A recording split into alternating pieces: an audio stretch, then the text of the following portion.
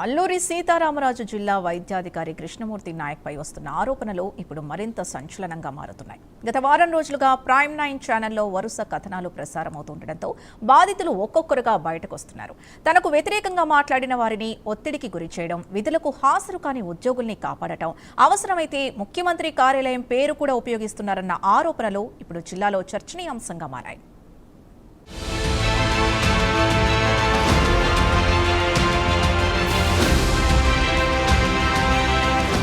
అరకు నియోజకవర్గంలోని లొంగపర్తి పీహెచ్సీలో ఇద్దరు వైద్యులు విధులు నిర్వహిస్తున్నారు. అందులో ఒకరు మహిళా డాక్టర్. అదే ఆసుపత్రిలో సెకండ్ మెడికల్ ఆఫీసర్గా పనిచేస్తున్న డాక్టర్ రాకేష్ తరచూ విధులకు గైహాజరవుతున్నారని స్థానికంగా ఆరోపణలున్నాయి.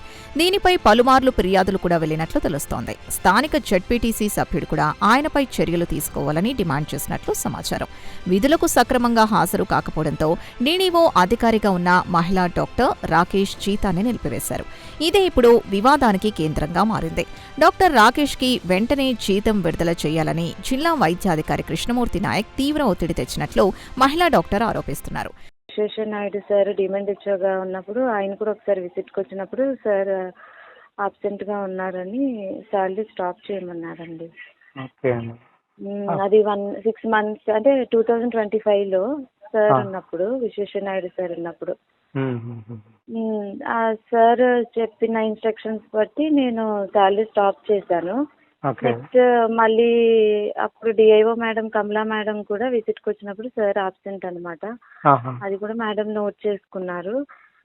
నెక్స్ట్ రీసెంట్ గా మళ్ళీ 6 months లో సాలరీ కొత్త డిమాండ్ హెచ్ఓ గారు చేంజ్ అయిన తర్వాత ఆయన రాకేష్ కుమార్ సార్కి సాలరీ పెట్టండి, ఎందుకు స్టాప్ చేశారు అని అడగడం జరిగింది నాకు.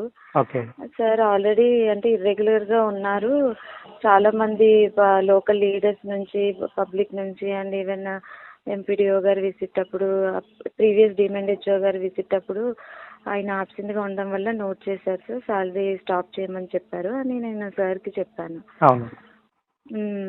సో స్టాప్ చేశాను. బట్ సార్ ఇప్పుడు సార్ కృష్ణమూర్తి నాయక్ సార్ అదే డిమాండ్ హెచ్ఓగా వచ్చిన తర్వాత ఆయన ఇన్స్ట్రక్షన్స్ బట్టి నేను శాలరీ మళ్ళీ పెట్టానండి ఆయనకి. మళ్ళీ పెట్టారా? మళ్ళీ పెట్టాను. ఆయన ఏమైనా ఒత్తిడి చేస్తున్నారా మీ మీద? అంటే అదే అది అయిపోయిన తర్వాత రీసెంట్ గా మళ్ళీ జాన్ నుంచి ఆయన మళ్ళీ రెగ్యులర్ గా ఉన్నారు. బట్ ఈవెన్ అది కూడా నేను నా డ్యూటీ నేను చేసుకొని వెళ్ళిపోయేదాన్ని. ఆయన మీద నేను లైక్ కంప్లైంట్ రైజ్ చేయడం కానీ ఇలా కాదు. అంటే బట్ కొంచెం ఇర్రెగ్యులరే. జాన్లో ఆయన డెప్యుటేషన్ పెట్టుకున్నారు, లైక్ కేజీహెచ్కి డెప్యుటేషన్ పెట్టుకున్నారు. మేడం నన్ను రిలీవ్ చేయండి, నేను కేజీహెచ్కి డెప్యుటేషన్ పెట్టుకున్నాను అన్నారు. ఓకే అని నేను రిలీవ్ చేశాను. రిలీవ్ చేసిన తర్వాత మళ్ళీ నెక్స్ట్ నేను అడిషనల్ డిమాండ్ హెచ్ఓ గారికి ఒకసారి లీవ్ కోసం కాల్ చేసినప్పుడు ఇలాగా రాకేష్ డాక్టర్ లేరా అంటే, సార్ డెప్యుటేషన్లో ఉన్నారు కదా కేజీహెచ్లో అంటే, ఆయన ఆల్రెడీ రిటర్న్ అయిపోయారు, బ్యాక్ అయిపోయారు అని అన్నారు. యాక్చువల్గా ఆయన రిటర్న్ అయిపోయిన విషయం కూడా నాకు తెలియదు అనమాట. రాకేష్ సార్ నాకు చెప్పలేదు, డాక్టర్ గారు చెప్పలేదు. నాకు పైనుంచి కూడా ఎటువంటి ఇన్స్ట్రక్షన్స్ రాలేదు ఆయన డెప్యుటేషన్ క్యాన్సిల్ అయినట్టు కూడా. విధులకు రాని వ్యక్తికి తాను జీతం చెల్లించనని చెప్పడంతో తనపై బెదిరింపులు మొదలయ్యాయని ఆమె వాపోయారు. నీ పనితీరు మొత్తం నాకు తెలుసు, నోటీసులిస్తా, సమాధానం చెప్పాల్సొస్తుంది అంటూ భయపెట్టారని తెలిపారు. అంతేకాకుండా డాక్టర్ రాకేష్ కి జీతం చెల్లించాలంటూ సీఎం కార్యాలయం నుంచి ఫోన్లొస్తున్నాయని చెప్పి ఒత్తిడి తీసుకొచ్చినట్లు ఆరోపించారు. ఒక జిల్లా వైద్యాధికారి అయ్యుండి విధులకు రాని డాక్టర్పై చర్యలు తీసుకోవాల్సింది పోయి అతన్ని కాపాడేందుకు ప్రయత్నించడం ఏంటని పలువురు ప్రశ్నిస్తున్నారు. సిబ్బంది క్రమశిక్షణను కాపాడాల్సిన అధికారి అక్రమాలకు పాల్పడుతున్న వారిని ప్రోత్సహిస్తున్నారన్న విమర్శలు వినిపిస్తున్నాయి. ఇప్పుడు ఈ వ్యవహారం జిల్లాలో వైద్య శాఖ పనితీరుపై కూడా అనుమానాలు రేకెత్తిస్తోంది. డిమాండ్ హెచ్ఓ గారు లేదు, మీరు పెట్టాల్సిందే, ఇది సీఎం ఆఫీస్ నుంచి వచ్చింది, మీరు శాలరీ ఎందుకు క్రెడిట్ చేయట్లేదు ఈ పర్సన్ కి, డాక్టర్ రాకేష్ కి, మీరు విత్ ఎక్స్ప్లెనేషన్ పాడేరు వచ్చి నాకు ఎక్స్ప్లెనేషన్ ఇవ్వండి అని సార్ అన్నారు అనమాట. సీఎం ఆఫీస్ నుంచి వచ్చింది అంటున్నారు. సీఎం ఆఫీస్ నుంచి వచ్చింది అని అన్నారు, అలా అన్నారు. బట్ అంటే నేను చాలా జెన్యూన్ గా డైలీ డ్యూటీకి వస్తాను, నాకు లీవ్ కావాల్సిందే లీవ్ తీసుకొని నేను ఎక్కడికైనా పిహెచ్సి మూవ్ అవుతాను, పిహెచ్సి నుంచి అవుట్ ఆఫ్ ప్రెమిసెస్ నేను మూవ్ అవుతాను. అండ్ నేను ఇప్పటి వరకు వచ్చినప్పటి నుంచి నాకు ఎటువంటి రిమార్క్ లేదు. జెన్యున్గా నేను డ్యూటీ నేను చేసుకొని వెళ్ళిపోతున్నాను. నేను జమాల్ బాషా సార్ ముందు డిఎంఎన్హెచ్ఓ గారు ఉన్నప్పటి నుంచి నేను ఎంత వర్క్ చేశానో సార్కి తెలుసు. ఈవెన్ సార్ కూడా అది రికగ్నైజ్ చేసి నాకు లైక్ August 15th కలెక్టర్ గారు చేతుల మీదుగానే అప్రిషియేషన్ సర్టిఫికేట్ కూడా ఇప్పించారు. నేను ఈవెన్ హిల్ టాప్ విలేజెస్ నడుచుకుంటూ నేను అంత వర్క్ చేసి అంత సర్వీస్ ఇచ్చిన తర్వాత మీ మీద ఎలిగేషన్స్ ఉన్నాయి అంటే ఒక డాక్టర్కి నేను శాలరీ ఆపినందుకు మీ మీద ఎలిగేషన్స్ ఉన్నాయి అని అనడం నాకు ఎంతవరకు కరెక్ట్ కాదనిపించింది. నేను అది కూడా గట్టిగా ఏం అడగలేదు సార్కి. సార్ అదే ఎలిగేషన్స్ అంటున్నారు కదా, నా మీద ఏమున్నాయి చెప్పండి అని అన్నాను. అనగానే సార్ కాల్ కట్ చేశారు. ఇదిలా ఉండగా గతంలో జీకే వీధి మండలంలోని ఆర్వీ నగర్ పీహెచ్సీలో జరిగిన మరో ఘటన ఇప్పుడు వెలుగులోకి వచ్చింది. అక్కడ పనిచేసిన ఒక మహిళా డాక్టర్ విధులకు సరిగా హాజరు కాని మరో డాక్టర్ని ప్రశ్నించడంతో ఇద్దరి మధ్య వివాదం చోటు చేసుకుంది. ఆ తర్వాత ఆ మహిళా డాక్టర్పై దాడి జరిగిందని, గాయాలయ్యాయని ఆమె పోలీస్ స్టేషన్లో కేసు కూడా నమోదు చేసినట్లు సమాచారం. ప్రస్తుతం ఆ మహిళా డాక్టర్ పీజీ స్టడీస్ కోసం లీవ్లో ఉన్నారు. సందిగ్ధంలో ఉండి 2 రోజులకి 3 రోజులకి ఒకసారి ఫోన్ చేస్తున్నాడమ్మా. అవును సార్. వాళ్ళ ఫాదర్ చాలా పొలిటీషియన్స్ కూడా సీఎం ఆఫీస్ నుంచి కూడా వచ్చింది నా ఫోన్. ఇప్పుడు నాది ఒకటేనమ్మా, నా ఒక్క రిక్వెస్ట్ ఒకటే. సార్ హలో డాక్టర్ గారు. సార్ వింటున్నాను సార్. నేను ఆర్వీ నగర్ వస్తాను, మీరు రమ్మంటే. సార్ లేకపోతే రాను. Okay sir. మీరు రమ్మంటే నేను వస్తా. నేను ట్రైబల్ కాబట్టి నాకు కొంత ట్రైబల్ పీపుల్ మీద కొంత అఫెక్షన్ ఉంటది కాబట్టి మీరు రమ్మంటే వస్తా. రెండోది, ఈ కేసులో ఏదన్నా వే ఉందా లేకపోతే లేదా? ఈ కేసు విషయంలో కూడా జిల్లా వైద్యాధికారి కృష్ణమూర్తి నాయక్ జోక్యం చేసుకున్నారని మహిళా డాక్టర్ ఆరోపిస్తున్నారు. దాడి చేసిన డాక్టర్పై పెట్టిన కేసును ఉపసంహరించుకోవాలని, తనపై ఒత్తిడి తీసుకొచ్చారని తెలిపారు. మొదట ఫోన్లో బెదిరింపులు, తర్వాత మెసేజ్ల రూపంలో వార్నింగ్లొచ్చాయని ఆమె తెలిపారు. కేసు విత్డ్రా చేసుకోవడానికి అంగీకరించకపోవడంతో తర్వాత మరో రకంగా ఒత్తిడి తీసుకొచ్చినట్లు ఆరోపించారు. దాడి చేసిన డాక్టర్ నాకు కావాల్సిన వ్యక్తి, ఈసారి క్షమించు అంటూ కృష్ణమూర్తి నాయక్ తనను బతిమిలాడారని మహిళా డాక్టర్ ఆరోపిస్తున్నారు. ఆ డాక్టర్తో నీ కాళ్లు పట్టిస్తా, ఇది నా రిక్వెస్ట్ అంటూ మాట్లాడినట్టు తెలిపారు. ఒక జిల్లా వైద్యాధికారి స్థాయిలో ఉన్న వ్యక్తి ఇలా వ్యవహరించడం ఏంటని ఆమె ప్రశ్నిస్తున్నారు. విధుల్లో తప్పులు చేసిన వారిపై చర్యలు తీసుకోవాల్సింది పోయి వారిని కాపాడేందుకు ప్రయత్నించడం వెనుక కారణాలేంటన్న అనుమానాలు వ్యక్తమవుతున్నాయి.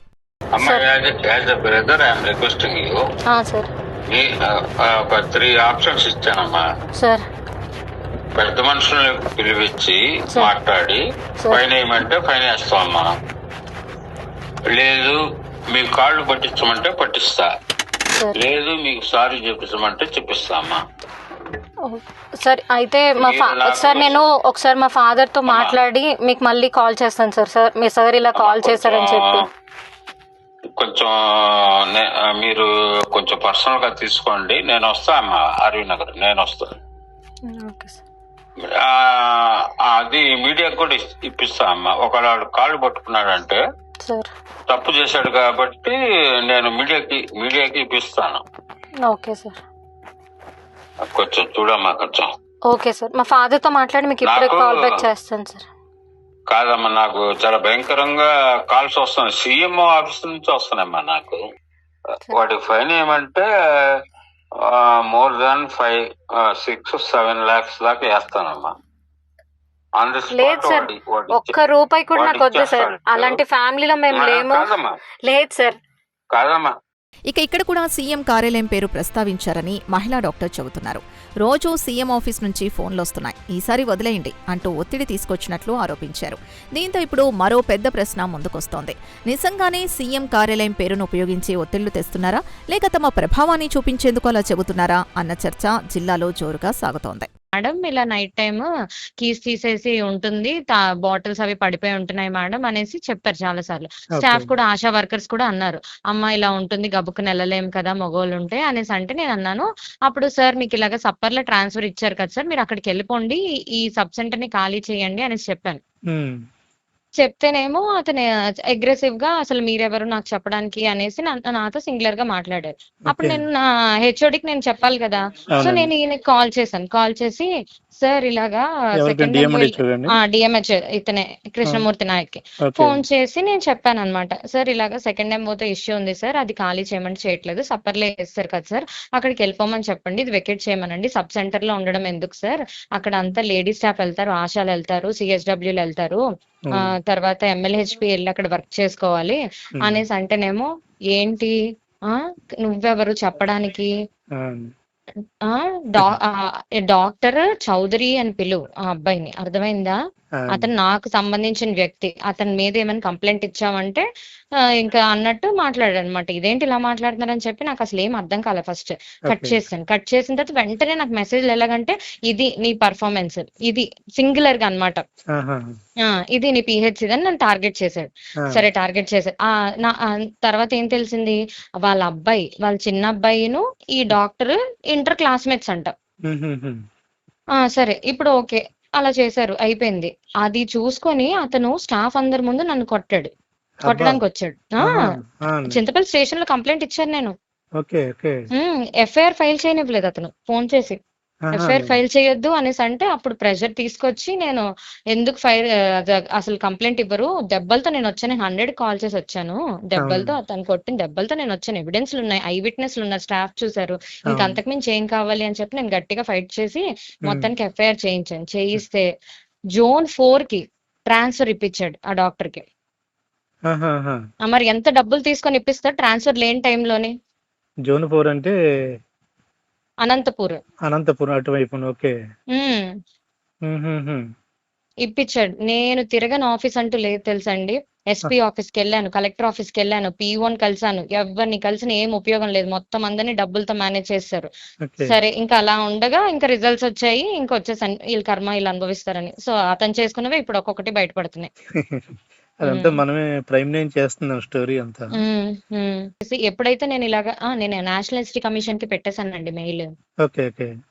పెట్టి ఇప్పుడు ఒక అఫీషియల్ గ్రూప్ లోని ఏం జరిగిందో కనుక్కోకుండా మళ్ళీ అతను పెట్టింది ఏంటనుకుంటున్నారు, నేను అతను పిహెచ్సికి వెళ్ళి సప్పర్లో వెళ్ళంట, నేను చింతపల్లి నుండి సప్పర్లో వెళ్ళి అతనితో గొడవ పెట్టుకున్నానని వాట్సాప్ గ్రూప్ లో పెట్టాడు ఆ మెసేజ్.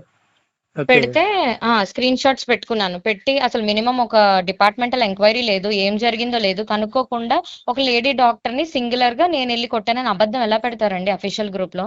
పెట్టకూడదు కదా మేడం. నేను అదే నేషనల్ హిస్టరీ కమిషన్ నేను అదే పెట్టాను. హ్యూమిలియేషన్ ఒక మగోడిని వెళ్ళి నేను కొట్టా. మరి అది చూడండి. ఓకే.